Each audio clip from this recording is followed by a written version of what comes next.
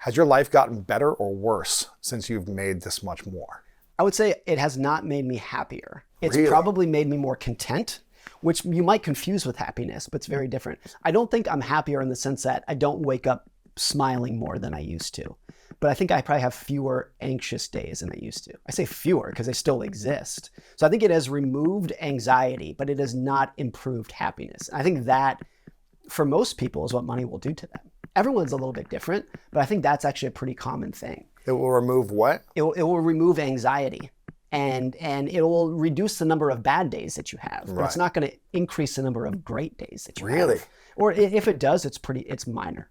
Because people will become accustomed to the new house, the new car, whatnot. You're never going to get accustomed to like having bad days. Like the removal of that is always going to be a positive influence in your life. Right. But it's different than happiness. Now, chasing contentment is worth chasing. It's a great thing. It's not to say money does nothing for you. Like it absolutely does. But contentness is not happiness. Wow. And so I feel like that's been for me. My wife and I have always been we found a lifestyle that worked for us. And we've gotten the goalpost to stop moving. Because what really matters for us is like time with our kids, going for walks, going kayaking. And the social aspiration of like, oh, we need a bigger house, nicer car. It's like, it doesn't really appeal to us that much. Right. So in that sense, nothing has changed, but that's by design. What is something that you studied before Psychology of Money came out that you talked about with people who had more money or who were making certain money or who took a risk, and you talk about in this book as well, about taking risks and some luck involved, that you had to test the theory when all the success came to you? What was that you researched that then you were like, oh, I'm actually living my research, and how did you respond? I think before the books came out, I would have said what I just said. Money's not going to make you happier. But I would have said it, but there was part of my brain that was but I wanted more money. Yeah. And then when you experience it, I think for me it was like, wow, that's really true. That's incredible. And to say that to someone who is still aspiring to gain some sort of net worth, I think just as I did, it's like, even if you believe that, you're like, yeah, but but it really does make you happy. Yeah. And I think experiencing it is like, wow, that's actually pretty amazing.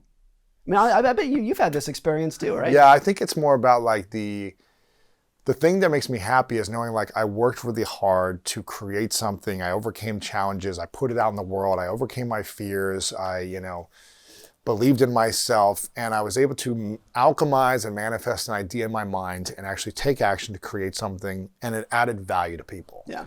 And if it made me more money, then that's a cool little extra thing that I'm like, wow, that's nice. I could do more with it now. But it's really about the whole journey, I think, of like what I had to overcome to make something. Yeah. And thinking about, oh, it actually served another human being well. That's what I think about it. It's the other thing that I had never experimented with that we just started to in any meaningful way is giving money away, which I'm kind of ashamed to say we really hadn't done in any meaningful sense until a year or two ago. Really? And doing it it's interesting. It feels great. And if you think like is buying myself a new watch, even a new car, is that going to increase my happiness? Maybe marginally. Is helping someone for whom this amount of money is meaningless to me, but life-changing to them.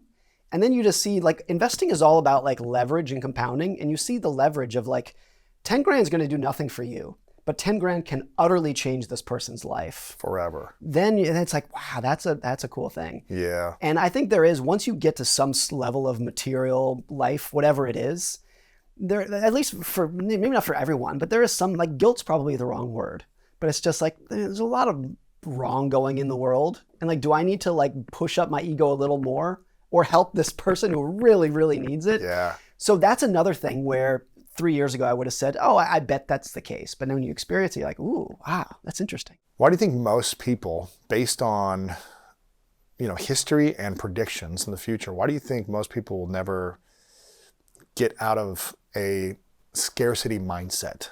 Whether money is relative, I guess, but at least a scarcity mindset of creating abundance for themselves. I think there's two things. One, if you are honest about history, the world is very fragile. And there's a lot, if you look at history, it's a constant chain of surprise and setback and disappointment and recession and bear market and pandemic. Now look, a ridiculous amount of progress baked in there.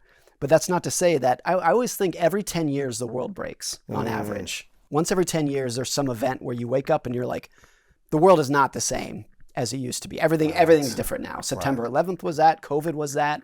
And historically, it's about once every 10 years. Really? And so when you have lived through a couple of those events, in my adult life, in your adult life, it's by and large been 9/11, the financial crisis, and COVID. Once you've lived through 2 or 3 of these events, I think it's very natural and healthy and accurate to say to yourself, the world is a dangerous place. And those are the big events, to say nothing that may have happened in your own life. You lose a friend, you get laid off, you get divorced.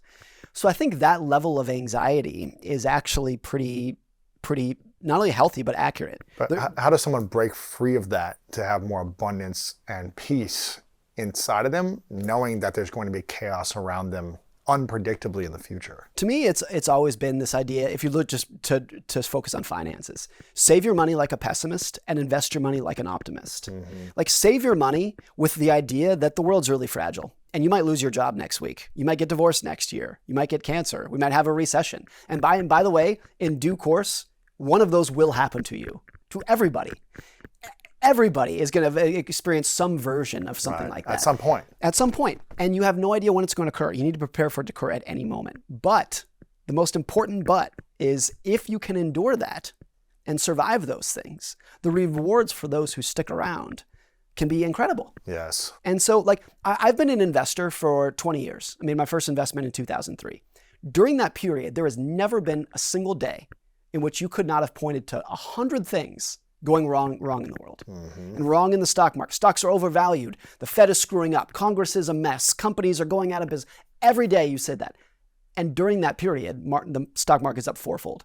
Right. And I think that applies to a lot of it. It applies to your personal life, where in any given day, you and I were talking right before we recorded about some stresses I'm having in business, some stresses you're having in business. Every day is like that. But then you look at 10 years or 20 years, and for a lot of people, it's like, wow, the progress over that period is actually pretty incredible. Just because they have more money than other people, they are not better than them. To value people based off of their intelligence, their kindness, their empathy, not on the square footage of their house. And I think that's very hard to do. Their parents did a ridiculously good job, but your kids are going to learn your values, not your spending habits.